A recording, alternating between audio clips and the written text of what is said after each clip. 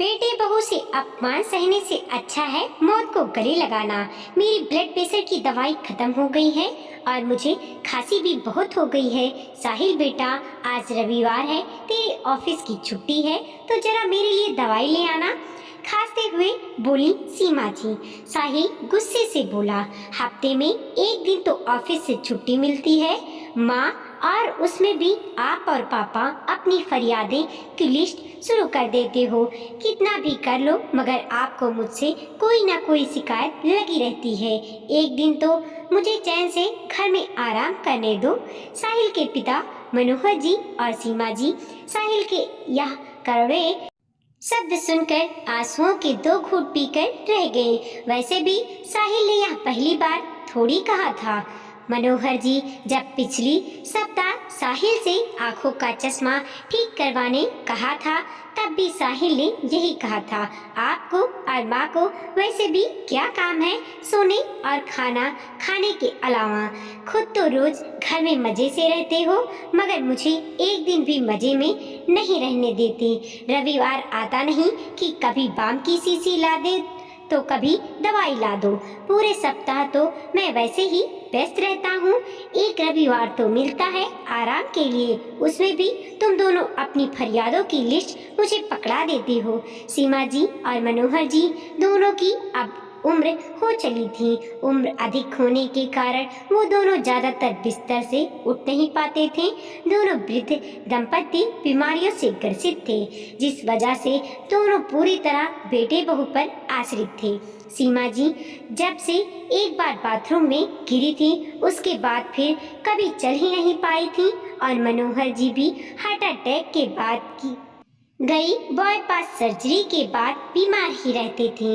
बेटा बहू का ही आसरा था इस उम्र में, मगर वो लोग भी वृद्ध दंपति पर ध्यान नहीं देते थे, और कुछ भी कहो तो कहते थे इनकी शिकायतें और फरियादें कभी खत्म ही नहीं होती। साहिल अपने माता पिता को खरी खोटी सुना रहा था, उतने में उसकी पत्नी निशा का फोन आता है, जो पार्लर में फेशियल कराने गई थी। निशा बोली, साहिल मैं यहाँ पार्लर में हूँ, क्या तुम मुझे लेने आ सकते हो? साहिल जिसकी आवाज अपने माता पिता के लिए इतनी कठोर थी, निशा का फोन आने पर जैसे उसकी आवाज में मिश्री घुल गई।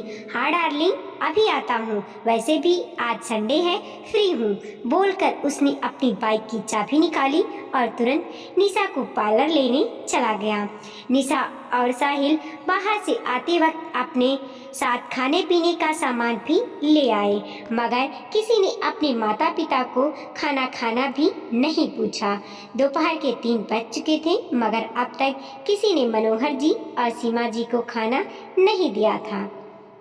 मनोहर जी से जब भूख बर्दाश्त नहीं हुई, वो लाठी का सहारा लेकर धीरे धीरे चलकर बाहर देखने गए तो साहिल, निशा और उनके बच्चे बाहर से लाया हुआ खाना खा रहे थे।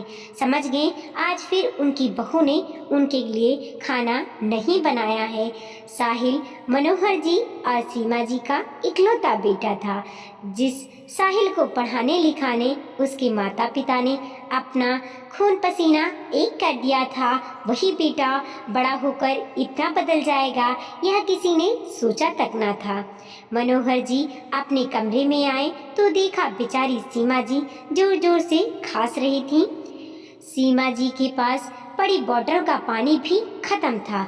बहू तो कभी सास ससुर के कमरे में आती ही नहीं थी।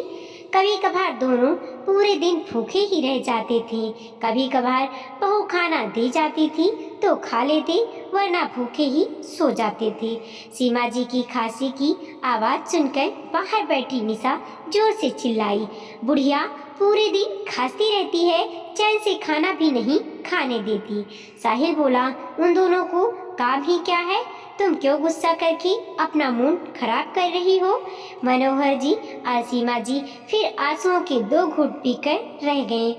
मनोहर जी की लाठी का सहारा लेकर रसोई में गए और सीमा जी के लिए पानी ले आए। साहिल यह देखकर मनोहर जी के कमरे में आकर गुस्से में बोला, पापा हम क्या खा रहे हैं, यही देखने आए थे ना आप लोगों के लिए निशा खिचड़ी बना देगी, जो थोड़ी देर बाद आपको मिल जाएगी।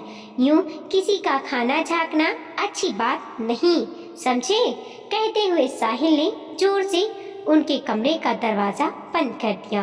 मनोहर जी तो बेचारे पानी लेने आए थे।